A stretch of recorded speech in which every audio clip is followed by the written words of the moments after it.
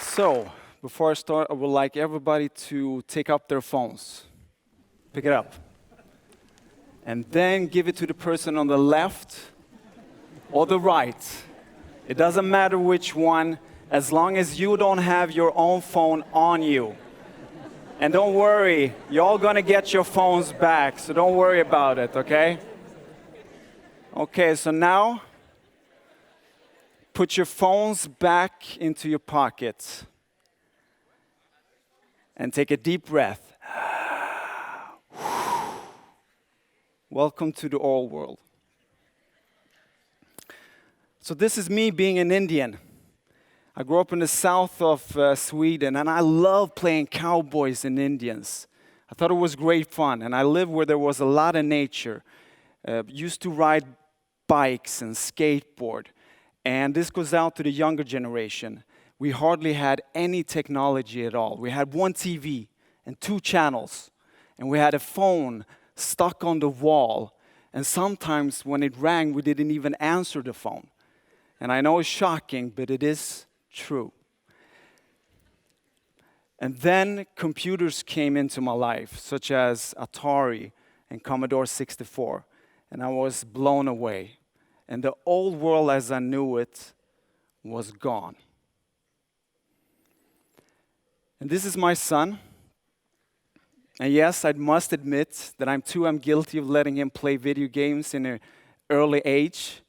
And I thought it was both convenient as well as it was, great fun. And looking back into my younger adulthood, I could see that I often escaped into the virtual world. Back then, I had my son only on the weekends. And every time we went outside, I always had one eye on my phone and the other one trying to interact with my son. And we did spend time together, playing video games, most of the time. And he could come up to me sometimes to say, "Can we go outside and play?" And I said, "Yes, but not now, because I needed maybe to level up on some game, or I needed to work." So I created this perfect electronic babysitter by just placing him in front of a computer, and my problems were solved, right? So actually we have to take a look about the things that we see as a problem. And 4 things. So what do you think about a baby who have yet not learned how to speak, but knows easily how to incorporate an iPad? Studies shown by Hilda Kabali shows that 30% of children under the age of 2 knows easily how to use an iPad, but haven't yet learned how to speak. And also, the age between 0 to 2, the brain doubles in size and continues to grow until they become 25 years. So early brain development is dependent on which environment and which surroundings we're in, right? And also studies shown that 3 and 4-year-olds easily knows how to control an iPad, having motorical difficulties by grasping objects, such as blocks, pen, and a paper. So what is a mobile zombie? Well, actually, we see them every day. They're the ones that is looking at their phones, in front of them, walking and bumping into each other's, bumping into trees, bumping into walls, right? And my son and I, we spend a lot of times together, and he really loved playing table tennis. And I remember this one time he entered this huge tournament.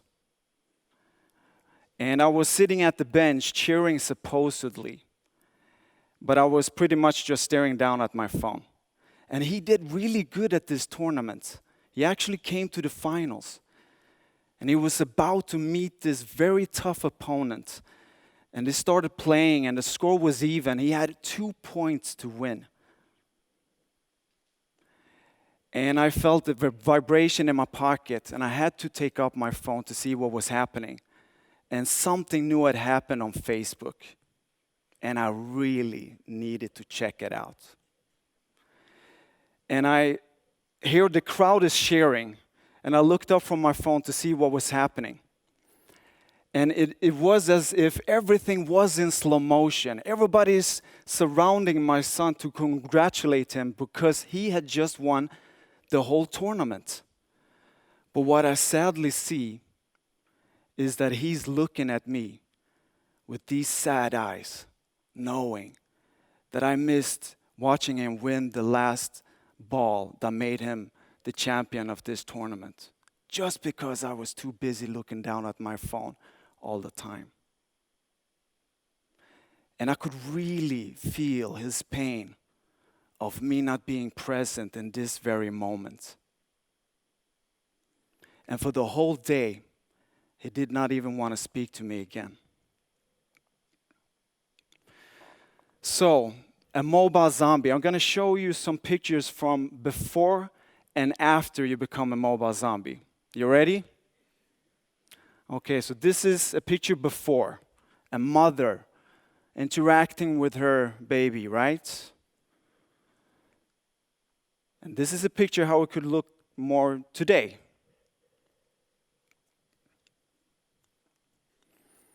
A father outside playing with his kid. Or maybe playing, but maybe more on his phone.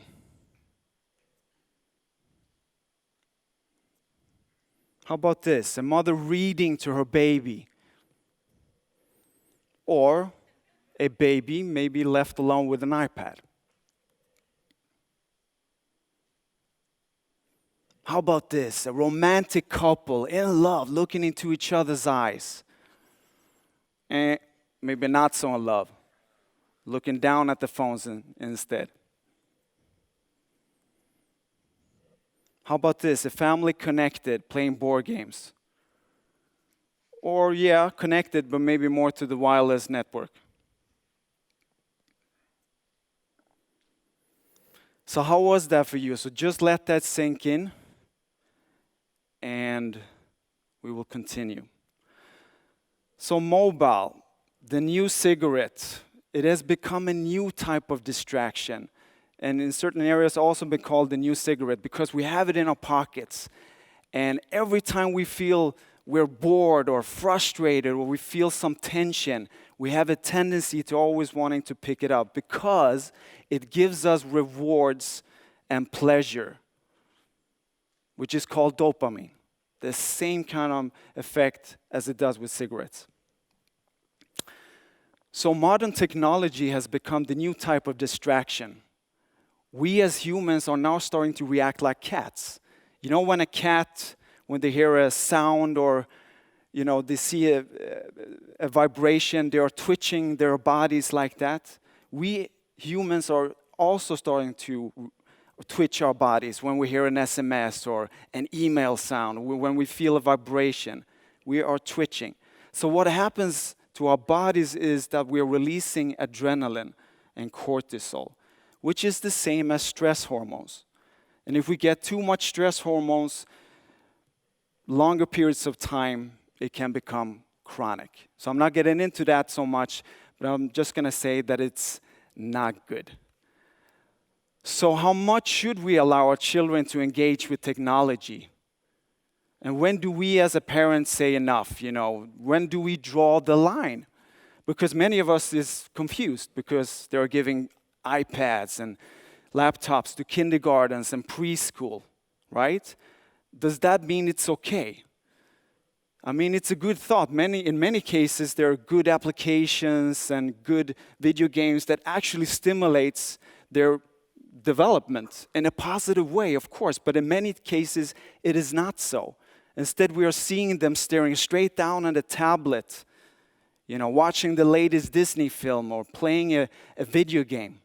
And no one can blame a parent for wanting to take the shortcut. I know for a fact, I've done it for years. I know how effectively it can be. I was blaming work that I had a company to run, so I didn't have any regular hours. I was working late nights, and it was pretty bad. Have you ever tried to say to your son or your partner, let's have some quality time, maybe watch a movie together, and then you're sitting there at the sofa having your laptop on your knees, multitasking, trying to work, and then also having that quality time? I can reassure you it's not a good idea. It's not something I can recommend. So the distraction has become the norm rather than the exception. So we give technology to our children and at the same time miss the quality time. We create this perfect electronic babysitter, right? By throwing an iPad in the laps, and expresses pride by saying, well, this should keep them quiet for a couple of hours. So we have to ask ourselves a question: is a good child, is a quiet child a good child? Of course not. We need to interact to, decipher our body language. Our children need to nag, yell, scream, move their bodies. So our health and our happiness is at stake in many cases. And I often get this question, well, if they don't have their technology, who is then going to entertain them? So the myth that our children needs to be entertained is the opposite of what they really need. They are becoming more dependent on their parents. And I truly believe that they need to learn from life to be in situation where it doesn't exist quick rewards. To learn how to be patient and tolerant, to wait their turn. So if we would look at something that is positive for our children, that we know. So let's say movement, for instance. If a child gets their normal need of moving their bodies, they will also incorporate and manage school more successfully. And while some movements can be found indoors, it is more optimal to be found outdoors. And also physical contact that we know reduces human anxiety and also reduces adrenaline and cortisol. And also to put our children into larger context for them to socialize in larger groups instead of putting them in front of the computer. And also nature, green environments, which we know is both soothing as well as good for the brain and the nervous system and our bodies. So, if we would get some quick tips for a parent, it could be something like this. Help to develop new interests, right? Create opportunities for children to play for each other. And also, our children craves parental attention, not video games. And also to read to our child, maybe half an hour a day. And I love this quote when somebody said, there is no app that can replace your lap.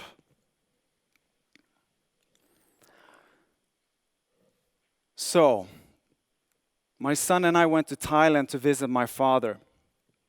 And we ended up in this local Buddhist monastery way up in the mountains where no man has ever gone before, or something like that. And the locals were really excited. They wanted us to meet this elderly, very special Buddhist monk. He was probably enlightened or something, I don't know. But we went up to him, and the first thing my son said to him was, "Are you poor?" And he said, "Actually, I'm the wealthiest man on this planet, and yet I have nothing." And he started to talk about the words of Dalai Lama by saying, you have everything. You have big houses, but no one to talk to. You have many computers, but less communication. You can travel planets, but you can hardly go across the street to talk to the neighbor. You had a lot of quantity, but less quality. Much knowledge and experts, but more conflicts. And after this experience, I had myself a wake-up call. I went back home. I stripped myself from technology for 2 weeks. And I sat down and wanted to prioritize things that I wanted in my life, because I could really feel that I was emotionally distant, and I wanted to change that. So I made up some rules. No technology at the dinner table or breakfast. No technology in the bedroom. And sometimes when we go out, we leave the phone at the door. We go training, we read books, we do stuff. And I believe moderation is the key. It's like a digital diet, just like food. We need to find a healthy way to balance our habits. And I truly believe that artists and visionaries, just like Einstein, Mozart, Michelangelo, who often talked about the importance of using our imagination, our fantasy, to contemplate, to be creative, that makes us humans create big things. Not only to have that external information, but also to create something from within, and then let that come out to the world. So, pick up your phones and give it back to the rightful owner.